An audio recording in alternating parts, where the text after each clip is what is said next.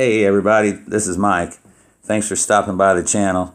Gonna take a quick flight down the Yadkin River and look at a secret striper hole at an Indian dam. There's several Indian dams up and down the river. A couple tribes around here with the Catawba and the Occaneechi. When they make the dam, they try to incorporate it like with an island that was maybe in the middle of the river or a big shoal or some big boulders, and they try to, funnel them off to one side or the other where they could net them. Well, the river did quite a bit of raging last fall and over the winter. I was kind of curious to what the secret hole looked like. It's the first major shoal that stripers would hit as they were coming off a High Rock Lake. Hybrids too. Actually, I like catching the hybrids better. They put up a tough fight. Hybrids are a mix between white bass and a striped bass. It's just right down here where the water's getting a little. That's the first, like I said, it's the first major shoal, so that stops them.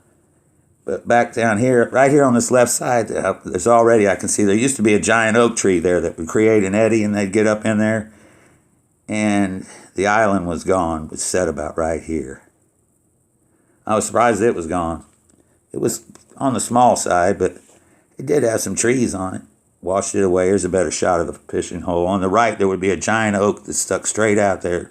It created a real good eddy, and they gather up there trying to eat shad. We just throw soft plugs, shad imitation, with maybe a 3/4 ounce weight on the head.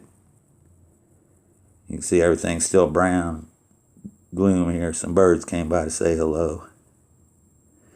Now we'll take a little trip back up the river. It's muddy down here, but upriver it wasn't that bad when I left later on in the day. It must have been some creeks flowing in that were still kind of muddy in the waters down here. Some water treatment plant kind of surprised me. I don't get down on this state highway very often. We're approaching. But when I did come across the bridge, there used to be a pretty decent sized island on the other side. We'll take a look at it. Hell, 90% of it was gone. And it did have some big trees on it. I mean, it was a pretty good sized island. I hope everybody's having a halfway decent winter. It hasn't really, we've had a lot of warm weather. We had just a couple week or two where it was really cold, and that was about it. No snow, though. The kids are bummed out about that. If we don't get any here in December and January, we usually don't get any at all. Yeah, 90% of it's gone, that's for sure. It's nothing but a little bitty tiny island now. Like I said, it had some giant trees on it. They're all gone. You know how the river changes. Now we're a little bit upriver, about maybe 40 miles upriver. The Yadkin River starts up off of Kerscott Lake, which is close to the mountains.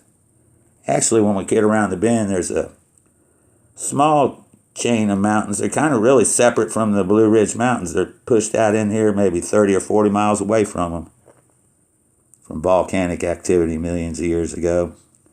It's called the Sourtown Mountain Range, but really there's only about 4. There's a state park at one of them called Hanging Rock State Park. The one right in the middle of the shot there, well, it was in the middle. Off to the left, it's called Pilot Mountain.